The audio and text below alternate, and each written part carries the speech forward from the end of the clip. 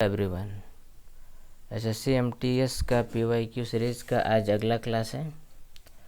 तो इसमें हम लोग देखेंगे बेसिकली 12 जुलाई 2022 का जो ऑफिशियल जनरल अवेयरनेस का पेपर हुआ था, पूरा सेम टू सेम पेपर को देखेंगे।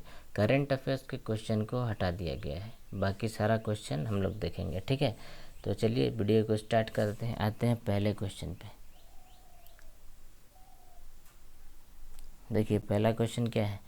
ये क्वेश्चन पहला क्लास में करवाया गया था, तो जो नहीं देखा है उसका इसमें रिवीजन हो जाएगा।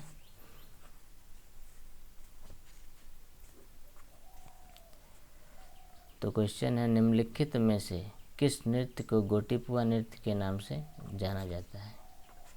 किस नृत्य को गोटीपुआ नृत्य के नाम से जाना जाता है? तो इसका सही आंसर क्या होगा? इसका सही आंसर हो जाएगा बंध नृत्य। बंध नृत्य जो है इसी को गोटीपुआ के नाम से जाना जाता है। और ये किस राज्य का है? तो ये ओडिशा का है। ठीक है, ये आपको याद रखना है। ये ओडिशा राज्य का लोक नृत्य है। गरबा किस राज्य का है? तो ये गुजरात का है। लावणी ये महाराष्ट्र का है। कूद नृत्य जम्मू कश्मीर का है। ये आपको याद रखना है। और गोटीपुआ दो शब्दों से मिलकर बना है, गोटी और पुआ। गोटी का अर्थ होता है एक और पुआ का अर्थ होता है लड़का। ठीक है, यानी कि ये जो गोटीपुआ नृत्य है ये पुरुषों द्वारा किया जाता है। ठीक है, तो अगले क्वेश्चन पे चलते हैं।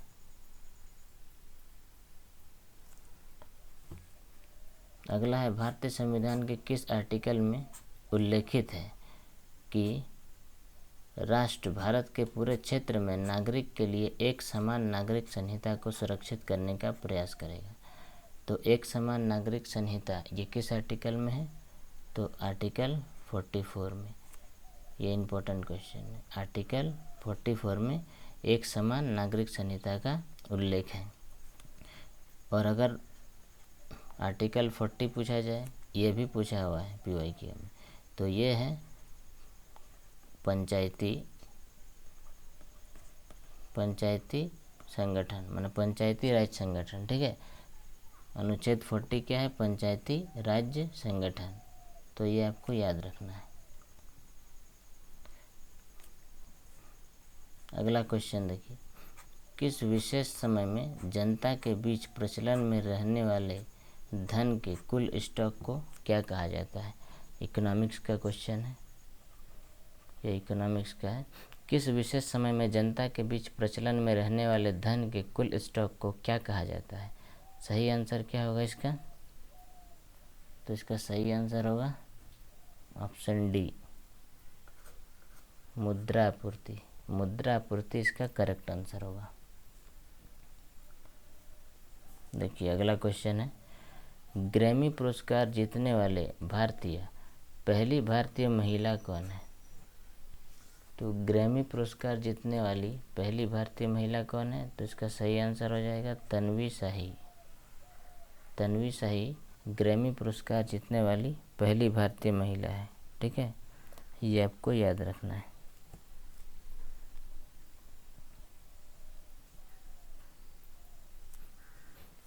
अगला क्वेश्चन है, अप्रैल 2022 तक लोकसभा के कितने आम चुनाव हुए?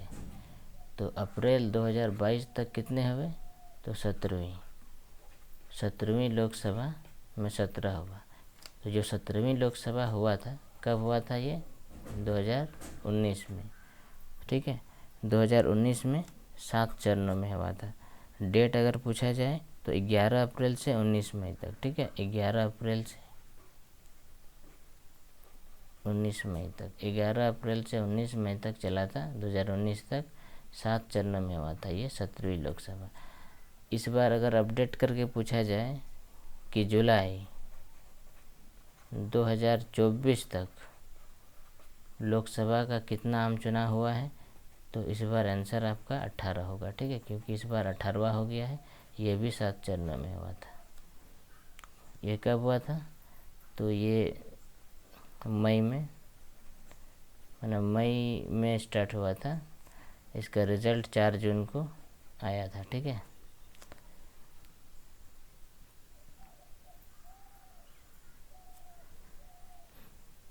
अगला क्वेश्चन देखिए, डैश श्रीलंका को भारत से अलग करता है। तो श्रीलंका को भारत से अलग करता है क्या? मलास्का जलडमरूमध्य नहीं होगा, जिब्राल्टर नहीं होगा, पाक जलडमरूमध्य, हाँ पाक इसका सही आंसर होगा। बोरिंग जलडमरूमध्य ये भी नहीं होगा। पाक स्ट्रेट, पाक जलडमरूमध्य यही इसका सही आंसर होगा। भारत और श्रीलंका को अलग करने वाला कौन है? पाक स्ट्रेट।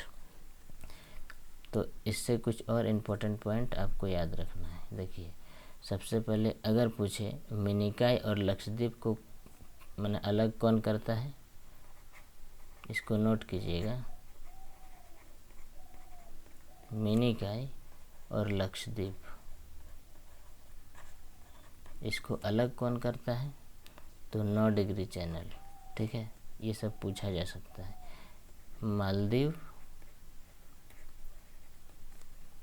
मालदीव और मिनिकॉय,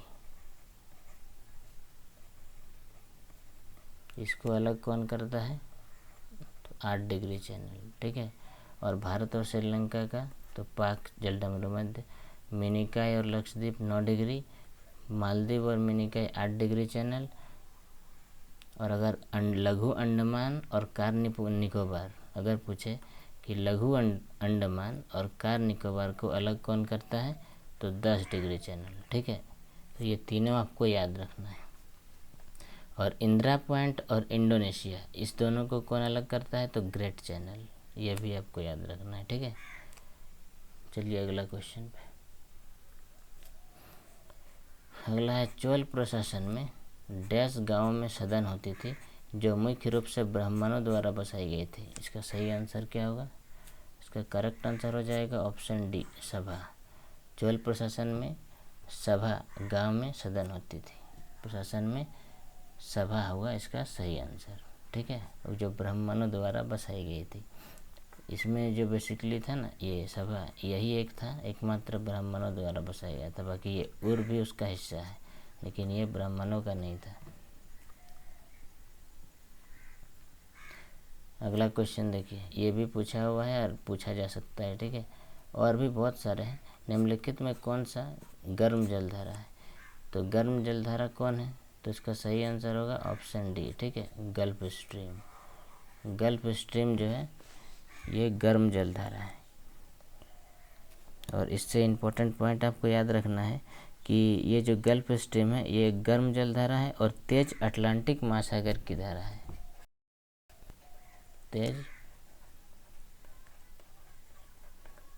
तेज अटलांटिक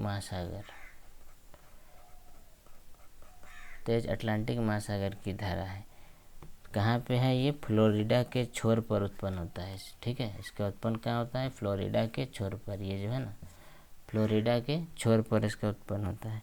अब चलते हैं, इसका सही आंसर है गल्फ स्ट्रीम। ठीक है, ये देखिए अगला क्वेश्चन, तापी नदी का उद्गम किस राज्य में है? तो महाराष्ट्र में नहीं है, आंध्र प्रदेश नहीं है, कर्नाटक नहीं है, मध्य प्रदेश में। तो मध्य प्रदेश में कहाँ? तो मध्य प्रदेश के बैतूल जिले में। ठीक है, जिला भी आपको याद रखना है, बैतूल जिला, बैतूल जिले में मध्य प्रदेश का। ठीक है, इसका उद्गम है तापी नदी का, मध्य प्रदेश, करेक्ट आंसर। अगला, भारत सरकार ने डैश में व्यापक परिवार नियोजन कार्यक्रम शुरू किया है। तो कब? तो 19 कब शुरू किया गया था? चलिए इसका आंसर बताइए।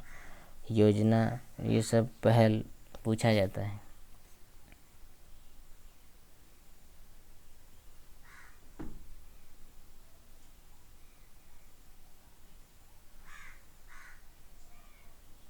बताइए क्या होगा इसका करेक्ट आंसर?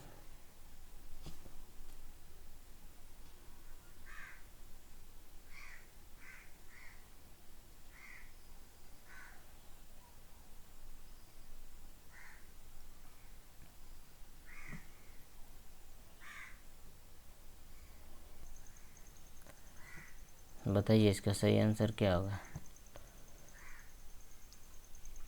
इसका सही आंसर होना चाहिए, क्या होना चाहिए?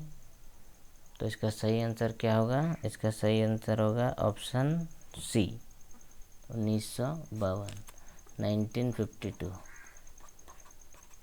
ठीक है, भारत सरकार ने 1952 में व्यापक परिवार नियोजन कार्यक्रम शुरू किया है। अगला क्वेश्चन पे चलिए। अगला है गौतमीपुत्र श्री सतकर्णी किस राजवंश के शासक थे?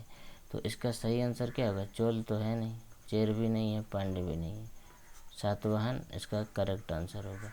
गौतमीपुत्र श्री सतकर्णी ये सातवाहन वंश का शासक है और ये सबसे महानतम शासक है सातवाहन वंश का। और सातवाहन वंश का अगर स्थापना पूछे तो स्थापना नहीं मतलब संस्थापक, तो इसका संस्थापक है सिमुक। सातवाहन वंश का संस्थापक कौन है? तो सिमुक है। तो ये आपको याद रखना है। ठीक है, और एक चीज़ इसमें सातवाहन वंश में अगर सिक्का के बारे में पूछे कि वहाँ सातवाहन वंश में किसके सिक्के जारी किए गए थे, तो इसमें सिक्का आपको याद रखना है सीसा। ठीक है, तो इस वंश में शीशे के अधिकांश सिक्के जो है शीशे के जारी किए गए थे, तो ये भी याद रखना है। अगला है इम्पोर्टेंट क्वेश्चन, निम्नलिखित में से कौन सा खिलाफत आंदोलन के नेता या नेत्री थे? तो इसमें कौन होगा इसका करेक्ट आंसर? तो खिलाफत आंदोलन से संबंधित कौन है? भगत सिंह नहीं होगा, ज्योतिबा फुले, कस्तूरबा गांधी। सही answer Maulana Abul Kalam Azad. Option D इसका करेक्ट आंसर होगा। तो खिलाफत आंदोलन के नेता कौन है? तो मौलाना अबुल कलाम आज़ाद। एक बुक है इसका जो आपको याद रखना है, इंडिया विंस फ्रीडम, पूछा जाता है India wins freedom, India wins freedom, ये जो किताब है ये इसी का है, मौलाना अबुल कलाम आज़ाद। ये याद रखना है आपका। अगला क्वेश्चन है, निम्नलिखित में से किस टीम ने ISL का पहला संस्करण जीता है? तो पहला आपको पूछा जा सकता है क्योंकि ये करंट का टॉपिक नहीं है। तो पहला ये ISL इंडियन सुपर लीग, ठीक है,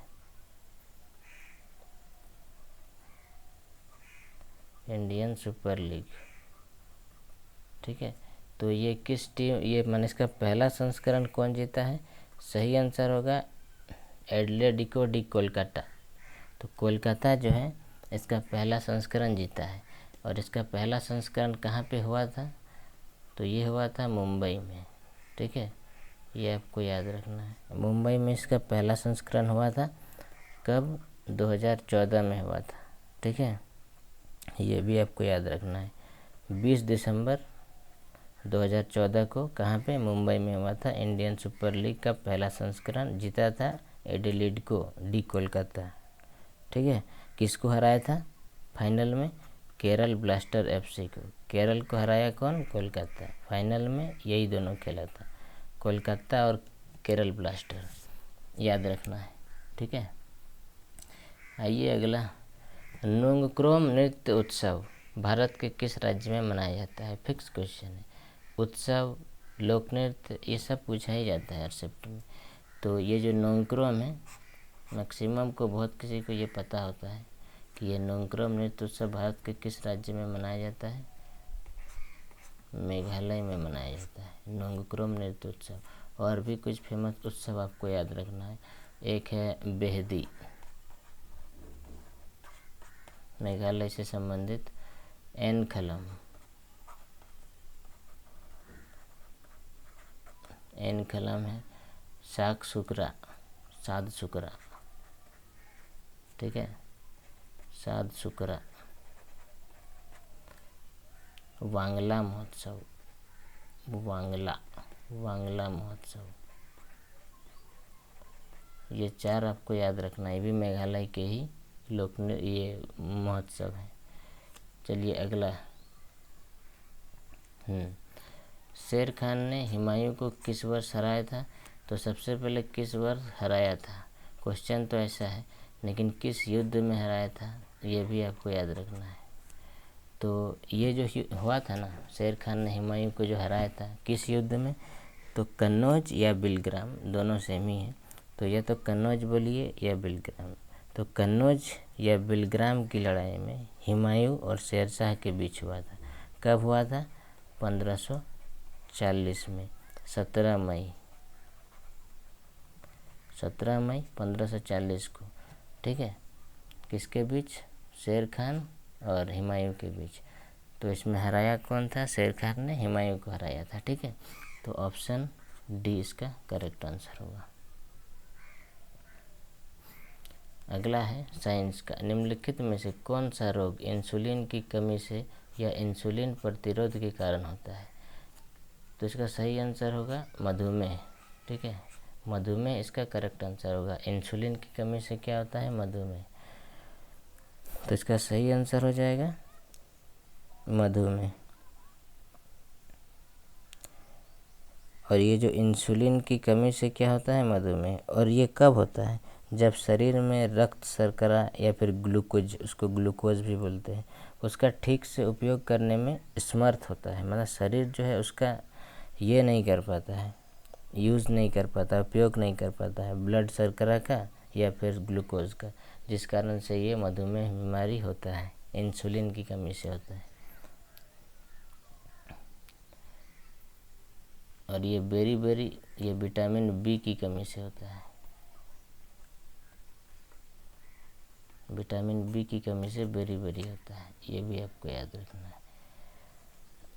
बुक्स एंड ऑथर से ये सवाल है, the race of my life, ये बहुत बारी पूछा है क्वेश्चन।